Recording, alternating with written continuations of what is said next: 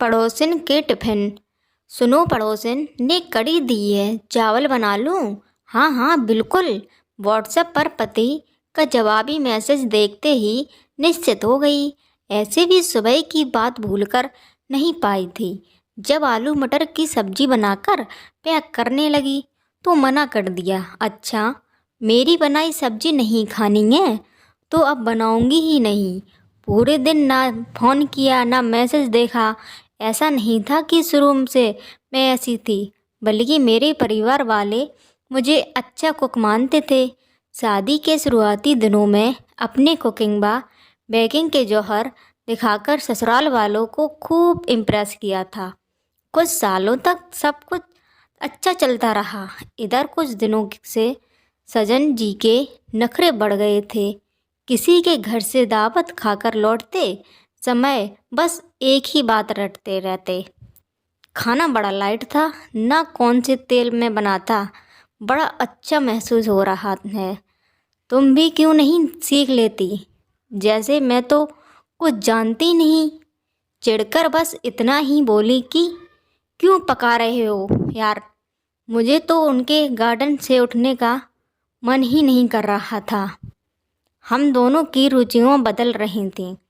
मैं जीने के लिए खा रही थी और वह अच्छे खाने से अच्छे जीवन को जोड़ रहे थे। मेरे दिमाग में अजब से उथल पुथल मची थी कि तभी हमारे पड़ोस में बहुत मस्त परिवार रहने के लिए आया। अच्छे व्यक्तित्व व बेहद मिलनसार स्वभाव वाले पड़ोसी तो बड़े नसीब से मिलते हैं। मेरी खुशी का ठिकाना नहीं था। उनके घर से स्वादिष्ट भोजन की आती खुशबू ने पूरा वातावरण ही महका दिया था। सोने पर सुहागा तो तब हुआ जब कभी डोनेट, कभी ब्राउनी तो कभी कभी कड़ी के कटोरे आने लगे। सच कहूँ तो मैं खुद उनकी बड़ी फैन हो गई थी। हमारी अच्छी दोस्ती हो गई और हम सारे दिन मस्तियाँ करने लगे। शाम को कभी अपनी तो कभी उनकी रेसिपी बनाई जाती। जिस दिन कुछ खास करने का दिल ना करता, अपनी बनाई सब्जी ही पड़ोसन की टिफ़िन में भरकर रख देती। पतिदेव तारीफ़ों के पुल बांधते हुए खुशी से चटखारे लेकर खाते। सुनो, वो लोग अगले महीने अपने घर में शिफ्ट हो रहे हैं। यहाँ तो खुशी की बात है। तुमने मुँह क्यों लटका रखा है?